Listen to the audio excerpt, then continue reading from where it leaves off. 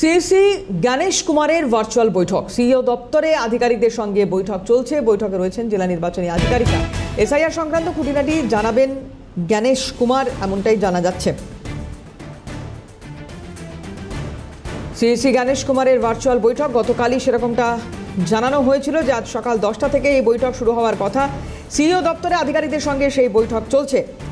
জেলা নির্বাচনী আধিকারিকরা রয়েছেন, মুখ্য নির্বাচনী আধিকারিক রয়েছেন এবং এখানে এই বৈঠকে এসআইআর সংক্রান্ত খুঁটিনাটি বিষয় জানানোর কথা রয়েছে চিফ ইলেকশন কমিশনারের। গতকালই ঘোষণা হয় নির্বাচন কমিশনের তরফ থেকে আজ থেকে বাংলায় লাগু হচ্ছে এসআইআর।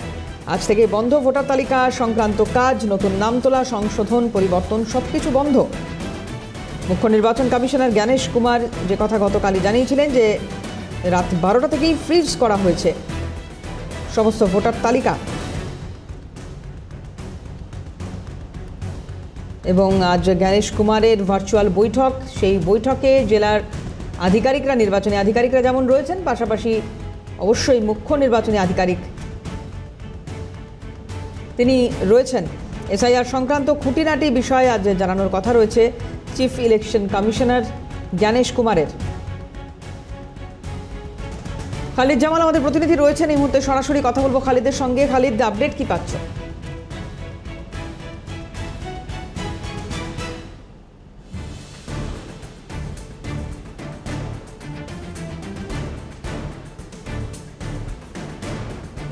দেখো, সাত সকালে কিন্তু বলা যেতে পারে মুখ্য নির্বাচন কমিশনার জ্ঞানেশ কুমার কিন্তু একেবারে ভিডিও কনফারেন্সে সরাসরি বৈঠক শুরু করেছেন। এই মুহূর্তে কিন্তু মুখ্য নির্বাচনী আধিকারিক দপ্তরের সমস্ত ফুল বেঞ্চ এবং তার পাশাপাশি সমস্ত রাজ্যের যারা জেলা নির্বাচনী আধিকারিক অর্থাৎ জেলা শাসকরা রয়েছেন তাদের সঙ্গে কিন্তু এই মুহূর্তে ভিডিও কনফারেন্সের মাধ্যমে কিন্তু বৈঠক চলছে। আমরা জানি যে সকাল 10টা থেকে ভিডিও কনফারেন্সের মাধ্যমে বৈঠক শুরু হবার কথা ছিল। সেই বৈঠক কিন্তু ইতিমধ্যে শুরু হয়েছে। এক গুচ্ছ নির্দেশ এবং পরামর্শ দিয়েছেন জ্ঞানেশ কুমার এই বৈঠকে, আমরা যেটা জানতে পাচ্ছি। সর্বপ্রথম তিনি যেটা জানিয়েছেন যে এসআইআর কিন্তু পশ্চিমবঙ্গে শুধু নয়, সারা দেশের জন্য একটা বড় সম্মান। সেক্ষেত্রে সেই সম্মান রাখতে হবে এবং বিশেষ করে যারা নতুন নিযুক্ত হয়েছেন ডিএম, তাদেরকে বলা হয়েছে যত দ্রুত সম্ভব তাদেরকে কিন্তু তাদের প্রশিক্ষণ শেষ করে দিতে হবে। অর্থাৎ আমরা জানি যে জাতীয় নির্বাচন কমিশন ইতিমধ্যে ঘোষণা করেছে যে 3রা নভেম্বর পর্যন্ত কিন্তু সমস্ত প্রশিক্ষণ শেষ করে দিতে হবে, তার পাশাপাশি প্রিন্টের যে কাজ সেটা শেষ করে দিতে হবে। সেক্ষেত্রে যারা নতুন ডিএম হচ্ছে, গতকাল যারা নিয়োগ হয়েছেন নতুন ডিএম হিসাবে, তাদেরকে কিন্তু সর্বপ্রথম এই পরামর্শই কিন্তু দিয়েছেন মুখ্য নির্বাচন কমিশনার জ্ঞানেশ কুমার। তার পাশাপাশি তিনি জানিয়েছেন যে ডে টু ডে রিপোর্ট কিন্তু প্রত্যেক দিন নির্বাচনী আধিকারিকের পক্ষ থেকে একেবারে কিন্তু জাতীয় নির্বাচন কমিশনকে দিতে হবে, সেই নির্দেশ কিন্তু ইতিমধ্যে দিয়েছেন তিনি। এবং পাশাপাশি যেটা আমরা জানতে পারছি যে বৈঠকে একগুচ্ছ নির্দেশ দেওয়া হয়েছে, যার মধ্যে অন্যতম নির্দেশ হচ্ছে যে প্রত্যেকটা জেলার ক্ষেত্রে তাদের যে এসআইআর প্রক্রিয়া সেটা যাতে দ্রুত সম্পূর্ণ করা যায়, তার জন্য যা যা ব্যবস্থা গ্রহণ করা সেটা করা এবং তার পাশাপাশি সমস্ত রাজনৈতিক দলের সঙ্গে সমন্বয় রেখে কাজ করতে হবে। কোনো রাজনৈতিক দলে যদি কোনো সমস্যা থাকে, কোনো অভাব থাকে, সঙ্গে সঙ্গে সেই সমস্যা, সেই অভাব মেটাতে হবে বলে কিন্তু স্পষ্ট জানিয়েছেন মুখ্য নির্বাচন কমিশনার। এবং এই মুহূর্তে যেহেতু বৈঠক চলছে এবং বৈঠকে কিন্তু পরিষ্কার বলা হচ্ছে যে পশ্চিমবঙ্গে এসআইআর প্রয়োগ করার ক্ষেত্রে বা তার পদ্ধতি অবলম্বন করতে যা যা সাহায্য সেটা কিন্তু জাতীয় নির্বাচন কমিশন তাদেরকে দেবে। 24/7 যখনই তারা যে সাহায্য পাবে সেই সাহায্য দেওয়ার আশ্বাস কিন্তু জ্ঞানেশ কুমার এই ভিডিও কনফারেন্সের মাধ্যমে দিয়েছেন। এবং তার পাশাপাশি বিশেষ করে যারা ডিএমরা রয়েছেন বারবার তাদেরকে কিন্তু একটাই নির্দেশ দেওয়া হয়েছে যে এসআইআর প্রক্রিয়া অবলম্বন করার জন্য আইন শৃঙ্খলা পরিস্থিতির উপরে কিন্তু বিশেষ নজর রাখতে হবে। তার কারণ আমরা জানি যে ইতিমধ্যে এসআইআর নিয়ে বিশেষ করে এই রাজ্যের শাসক দল তার প্রতিবাদ করার কিন্তু সিদ্ধান্ত নিয়েছে। সেক্ষেত্রে আইন শৃঙ্খলা পরিস্থিতি যাতে কোনো রকম অবনতি না ঘটে তার উপরে কিন্তু জেলা নির্বাচনী আধিকারিক যারা রয়েছেন, ডিএম যারা রয়েছেন, তাদের উপরে কিন্তু নির্দেশ দেওয়া হয়েছে যে তারা আইন শৃঙ্খলা পরিস্থিতি যাতে ঠিকঠাক থাকে তার উপরে বিশেষ নজর রাখে। এই সমস্ত কিন্তু একগুচ্ছ নির্দেশ ইতিমধ্যে বৈঠক চলাকালীন কিন্তু জানিয়েছেন মুখ্য নির্বাচন কমিশনার জ্ঞানেশ কুমার। খালিদ, একটা বিষয় এখানে খুব গুরুত্বপূর্ণ, সেটা হচ্ছে রাজ্যে প্রশাসনিক বদল যেটা হয়েছে এটার কি এফেক্ট পড়তে পারে, সেরকম কিছু জানতে পারছো?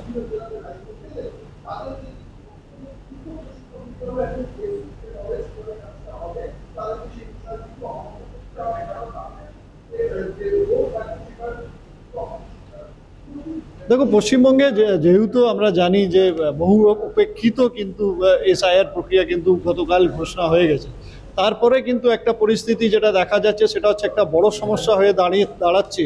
সেটা হচ্ছে যারা নতুন ডিএমরা রয়েছে তারা কিন্তু এই প্রক্রিয়ার মধ্যে ছিলেন না, অর্থাৎ নতুন অভিজ্ঞতা অর্জন করতে হবে তাদেরকে। তারা কিন্তু অনভিজ্ঞ নির্বাচন পরিচালনা করার ক্ষেত্রে, তাদের আগে কিন্তু এই ধরনের নির্বাচনী পরিচালনা করার কোনো রকম অভিজ্ঞ নেই। সেই কারণে কিন্তু একটা বড় সমস্যা হয়ে দাঁড়াচ্ছে এই প্রক্রিয়া। এই মাত্র 3 দিনের মধ্যে, অর্থাৎ 28 থেকে 3 তারিখ পর্যন্ত তাদেরকে প্রশিক্ষণ নিতে হবে এবং তাদেরকেই আবার বিএলওদের প্রশিক্ষণ দিতে হবে। এটা কিন্তু একটা বড় সমস্যা এবং মাথা ব্যথার কারণ হয়েছে মুখ্য নির্বাচনী আধিকারিক দপ্তরে। তবে তারা চাইছেন যে দ্রুত তাদেরকে এই সমস্ত এসআইআর প্রক্রিয়া বুঝিয়ে দিয়ে যাতে তাদের মাধ্যমে বাকি বিএলও যারা রয়েছে তাদেরকে প্রশিক্ষণ দেওয়া যায়, সেটা কিন্তু হবে। আজকে এই বৈঠকের পরে কিন্তু আর একটা গুরুত্বপূর্ণ বৈঠক রয়েছে। সেই বৈঠকে এই নতুন অনভিজ্ঞ যে সমস্ত ডিএমরা রয়েছেন, অর্থাৎ নতুন ডিএম যারা রয়েছেন তাদেরকে নিয়ে কিন্তু আজকেই তাদেরকে প্রশিক্ষণ দেওয়া হবে। অর্থাৎ এই প্রশিক্ষণের মাধ্যমে তাদেরকে প্রশিক্ষিত করে যাতে তারা কিন্তু আগামী দিনে এই 3 দিনের মধ্যে যাতে বিএলওদের ট্রেনিং দিতে পারে, বিএলওদের প্রশিক্ষণ দিতে পারে, তার উপরে কিন্তু জোর দেওয়া হচ্ছে। এবং এই ক্ষেত্রে পশ্চিমবঙ্গে এসআইআর প্রক্রিয়া সম্পূর্ণভাবে কিন্তু লাগু করার জন্য, প্রযোজ্য করার জন্য কিন্তু এই সমস্ত প্রক্রিয়া অবলম্বন করা খুবই জরুরি, প্রয়োজনীয়। এবং তার জন্য যা যা ব্যবস্থা গ্রহণ করা, সেই ব্যবস্থা গ্রহণ একদিকে জাতীয় নির্বাচন কমিশন করছে, অন্যদিকে কিন্তু মুখ্য নির্বাচনী আধিকারিক দপ্তর পক্ষ থেকে কিন্তু সেই পদক্ষেপ অবলম্বন করা হচ্ছে। খুব গুরুত্বপূর্ণ যেটা এরপরে সেটা হচ্ছে খালিদ, আজকে যে বিকেল 3:30 নাগাদ একটি সর্বদলীয় বৈঠকের ডাক দেওয়া হয়েছে কমিশনের দপ্তরে, সেই বৈঠক সম্পর্কে একটু জানবো। এবং পাশাপাশি আমরা দেখেছি এর আগে যে এ রাজ্যের শাসক দল তৃণমূল কংগ্রেস সরাসরি যেভাবে বিরোধিতা করেছেন বিভিন্ন ইস্যুকে সামনে রেখে, এবং সেই বিষয়ে গতকালও কিছু রিয়াকশন আমরা দেখেছি। এই পরিস্থিতিতে এই সর্বদল বৈঠকে শাসক দলের কোনো প্রতিনিধি উপস্থিত থাকছে?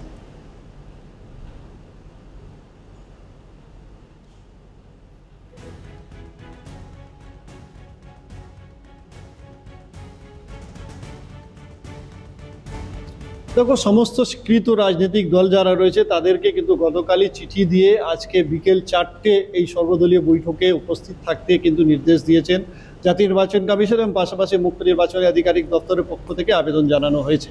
সেক্ষেত্রে যেটা জানা যাচ্ছে যে সমস্ত রাজনৈতিক দল, যার মধ্যে শাসক দলও রয়েছে, তাদেরও প্রতিনিধি কিন্তু বিকেল 4টের সময় এই বৈঠকে যোগদান দেবেন। তবে বৈঠকটা কতটা গরম হয়, অর্থাৎ তার পরিবেশ কতটা বাকযুদ্ধ হয়, এটা কিন্তু দেখার। তার কারণ হচ্ছে ইতিমধ্যে শাসক দল যারা রয়েছে তারা কিন্তু এসআইআর এর বিরোধিতাতে নামার সিদ্ধান্ত নিয়েছে এবং তাদের হুঁশিয়ারি রয়েছে যে একজনও বৈধ ভোটার যদি বাদ যায় তাহলে তারা ছেড়ে কথা বলবেন না, তারা আন্দোলন করবেন। শান্তিপূর্ণ আন্দোলন হলেও কিন্তু তারা তীব্র আন্দোলন করবেন, এই বিষয় নিয়ে তারা কিন্তু পরিষ্কার করে দিয়েছেন।